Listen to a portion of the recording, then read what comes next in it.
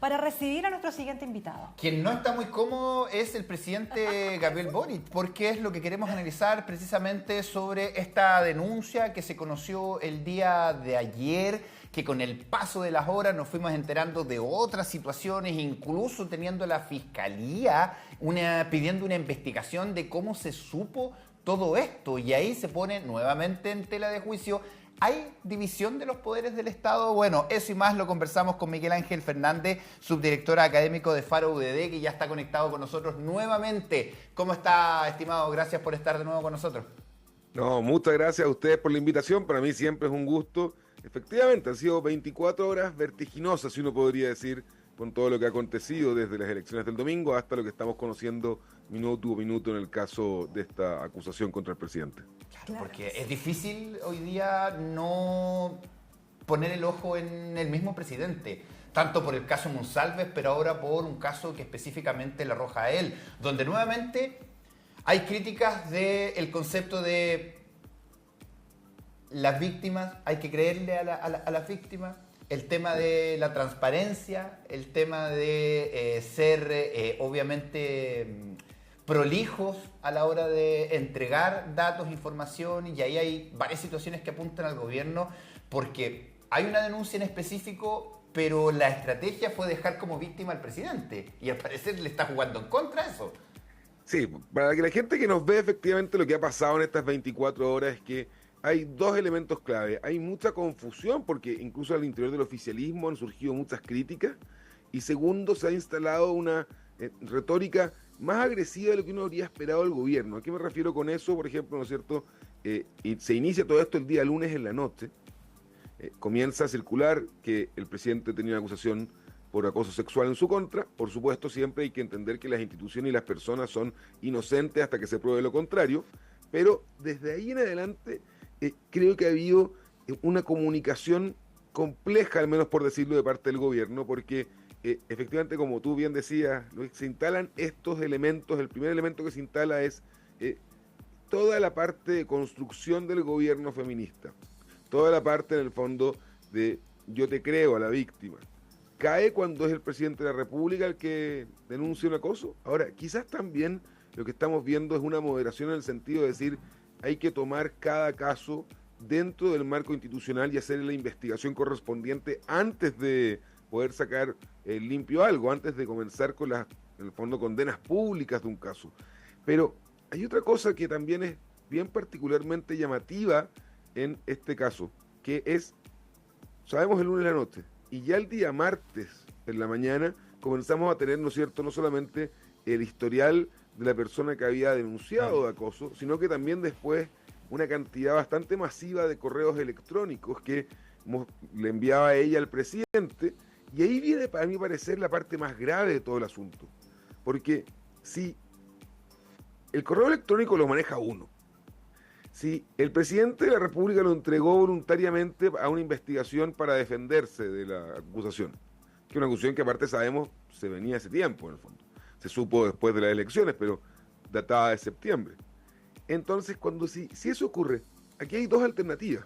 La primera alternativa es que la filtró la Fiscalía, por cierto, una persona interesada en la investigación, para defender públicamente al presidente de la República, cuestión que rompe con el principio de igualdad ante la ley, porque si a cualquier común mortal lo acusan de algo, no se van a filtrar pruebas de una defensa tan contundente probablemente como esta. Eso nuevamente instala esa idea de que hay un sistema que apoya a personas con poder y un sistema que no apoya a las personas comunes. Y lo segundo muy grave es, si no fue una filtración interna, esa fue una estrategia política de la moneda de poner toda la atención sobre una persona que, dado los antecedentes que tenemos, quizás tiene, ¿no es cierto?, alguna complejidad, quizás tiene alguna situación personal compleja, y si es así, la cantidad de presión mediática, de presión social que está teniendo esa persona, que fue la denunciante, es gravísimo, porque de alguna manera no se resguarda ninguno de sus derechos, ninguno ni siquiera un poco de ética, de humanidad contra la persona, al momento de filtrar tal cantidad de información en un tiempo tan corto, además. Eso es lo que más llama la atención. Con el caso Monsalve, llevamos más de un mes de esto, descubriendo nueva información en un proceso de investigación normal del periodismo, ¿no es cierto?, en el proceso de desarrollo de la investigación en los tribunales, pero en este caso, en 24 horas tenemos tanta información que suena muy sospechoso a la opinión pública y las personas van a decir, ¿quién puede encontrar tanta información?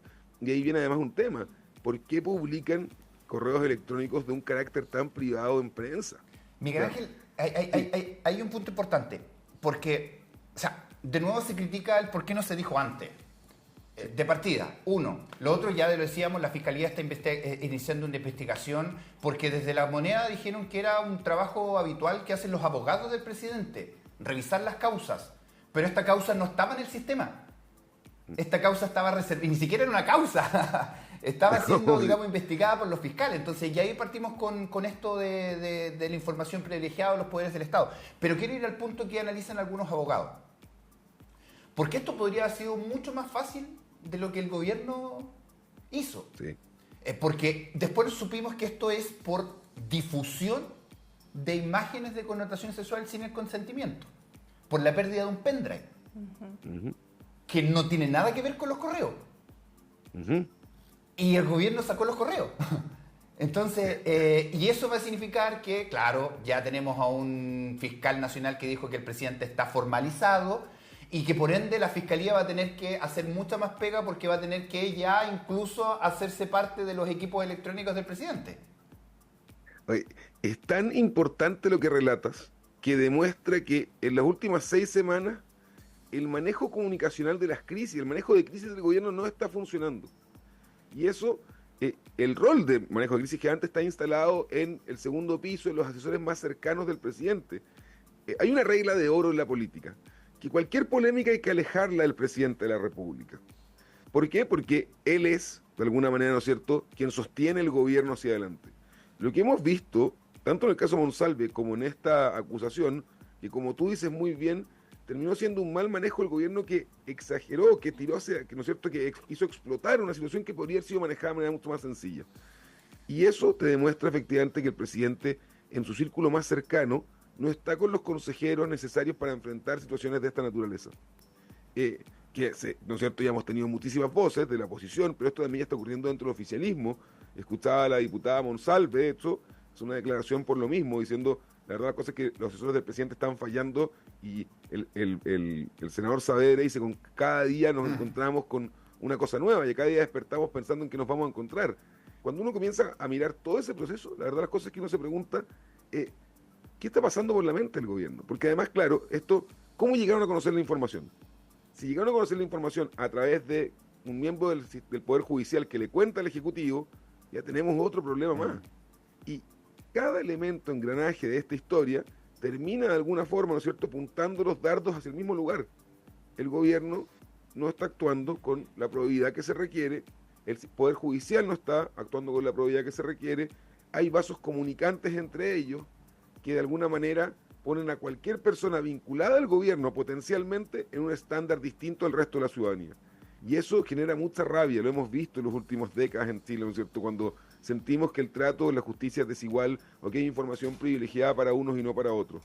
Y esto, de las últimas 6 semanas, ha demostrado sistemáticamente que el gobierno, el Ministerio del Interior, están, de alguna manera, ¿no es cierto?, involucrados directamente en vasos comunicantes con el Poder Judicial que les entregan información especial que de otra manera no podrían tener. Y hay otra cosa más. Si el gobierno hizo esta, ¿no es cierto?, estrategia de liberar los correos, que tú decías muy bien, no tienen relación con el caso, lo mismo que ocurrió también, ¿no es cierto?, exponiendo otros asuntos penales de la denunciante, que tampoco tienen que ver con el caso, al final del día se instala esta estrategia completa de victimizar al presidente, que termina siendo bastante inconsecuente con la historia de este gobierno en los últimos 3 años y las declaraciones públicas que sus ministros y sus figuras políticas han hecho desde que iniciaron sus carreras políticas. Lo que yo también he escuchado en estos días a muchas personas en las mismas redes sociales dicen que por esto mismo, tal vez el presidente empatizó en su momento con Monsalve. ¿Tú piensas que eso es así? Nunca vamos a saber la historia completa, ¿no es cierto?, de la intimidad del círculo cercano del presidente cuando estalla el caso Monsalve. Esta además, ahora es una hipótesis que agarra más fuerza porque el presidente también fue denunciado previamente de una situación similar, que salió en época de campaña, no llegó a ningún lugar, de alguna manera, ¿no es cierto?, el presidente fue inocente de ese caso. Entonces, claro, quizás Monsalve manipuló de alguna manera emocionalmente al presidente. Es una hipótesis que uno podría establecer, porque inicialmente, ¿no es cierto?, se instaló esta idea de que Monsalve no recordaba nada, quizás había sido un ataque del crimen organizado, quizás había sido, ¿no es cierto?, algún intento de una operación política en su contra, de sus contendores. Ahora, la verdad es que independiente de aquello, en un tema tan delicado, que además, hay que decirlo, es parte de la narrativa, construcción política del gobierno. O sea, en el caso de Monsalve vimos que no sabía ni siquiera la ministra de la Mujer, una ministra que el presidente trae al comité político, o sea que la instala públicamente en el centro del poder del Ejecutivo. Y uno podría especular diciendo efectivamente, quizás el presidente escucha lo que Monsalve le cree, porque estaba viendo una situación similar. A mí me parece que no es justificable esa forma frente a la acción que ha llevado el gobierno, porque cuando uno repite constantemente que está del lado de las víctimas, que hay que creerles a las víctimas, cuando uno repite constantemente que el feminismo es una parte fundamental, nuclear, elemental de la construcción de la forma en que hacen política, y se enfrentan a dos casos de naturaleza donde se ponen a prueba esos estándares, la verdad las cosas es que queda una distancia muy grande y la población, la ciudadanía, termina no entendiendo esta disociación entre las acciones que comenzamos a conocer, la acción pública de aquello y la narrativa que se construyó durante los últimos años. Y ahí viene una cosa más fundamental. Si utilizáramos los estándares que el gobierno intentó imponer, los estándares de la presidencia de Boric en esta materia, el presidente tendría que dar un paso al costado, tendría que... a ese nivel llega esta lógica de decir, si el gobierno tenía un estándar que para ellos era irrenunciable, bueno, entonces no lo aplicaron, significa que su estándar anterior o estaba incorrecto o que ellos están escondiendo algo muy profundo. Sí, a ver, aquí hay varias situaciones también, entendiendo que esto sucedió hace 10 años atrás, el 2013, mientras el presidente Gabriel Boric y la presunta víctima eran colegas haciendo la práctica de derecho en Punta Arenas, pero también en esa época no existía lo que hoy día existe como delito de difusión de imágenes de connotación sexual, digamos, sin consentimiento. Muchos juristas están diciendo que incluso no tendría una sanción en medio de todo esto. Incluso entiendo que ayer también habló su abogado y ella en algún medio de comunicación y dijo que no quería que esto se hiciera público. Era contra el presidente y contra quienes resultan responsables. Porque ella vio sus imágenes ahora este año difundidas y ella entendía que estaban en el pendrive y que el pendrive lo había sacado el presidente actual, hoy día presidente Gabriel Boric, en esa época candidato a diputado. Pero quiero preguntarte también, más allá de las consecuencias judiciales, que al parecer no va a haber ninguna, por lo que dicen algunos juristas, ¿qué consecuencias puede tener para el gobierno y particularmente para Camila Vallejo al decir, quiero buscarlo, lo tenía justo, a ver, son acusaciones sin sustento respecto de hechos que son completamente falsos y aseguró que el presidente no ha sido notificado? Quiero quedarme con la frase, son hechos completamente falsos y sin sustento. ¿Puede una autoridad de gobierno referirse de esta manera a una acusación? A eso iba a apuntar. No corresponde a una vocera de gobierno, ¿no es cierto?, declarar culpable o inocente a una persona. Eso es lo primero. Independiente de quién sea. De hecho, además, hay otro elemento. El mismo presidente, frente al caso Monsalve, cuando lo llevan en prisión preventiva, dice, aquí no hay nadie sobre la ley. El presidente tampoco está sobre la ley. Por ende, el camino judicial tiene que seguir, las instituciones tienen que funcionar, y ellos declararán si es inocente o culpable. Tú bien lo decías, todo apunta a que va a haber, ¿no es cierto?, una inocencia, pero eso lo tiene que probar en tribunales. Tienen que ver con las leyes que nos gobiernan como país. Creo que Camila Vallejo, como se dice en buen chileno, se pasó 3 pueblos con sus declaraciones.